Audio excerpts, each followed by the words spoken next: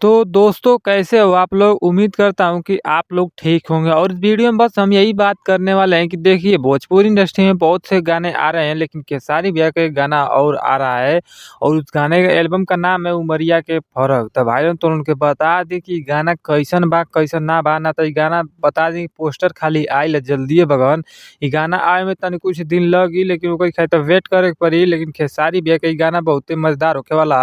ए video में जे संगे लौकी उ सपना चौहान हई मतलब सपना चौहान जनता खेसारी लाल यादव के संगे अक्सर दिखत हई।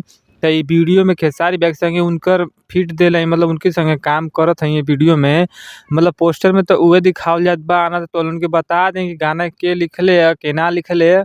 उ तो छोड़ा ला केहू लिखे उ गाना तो लिखेबे करी ना तो और तो उनके म्यूजिक बता दी तो म्यूजिकियो केहू देलई म्यूजिक बताई का उसे कुछ मतलब ना लिखई बस इतना जाला लोगन की एगो गाना आवत है मतलब खेसारी लाल यादव का मतलब एल्बम का नाम बा कि उमरिया का फरक मतलब एल्बम का नामवा गानवा क। त ओकरी खातिर वेट करे के पड़ी मतलब गाना खेसारी भैया के बहुत आवत है एगो आवत ना तले एकेगो लियावत रहतव। त एहू गाना के तो लोग सोच ला मतलब सुना लोगन आ जइत ना तो सोचे नहीं कि बता देत लोगन के वैसे जानत होबा लोगन तो लोग चला अगला वीडियो में मिलत ही।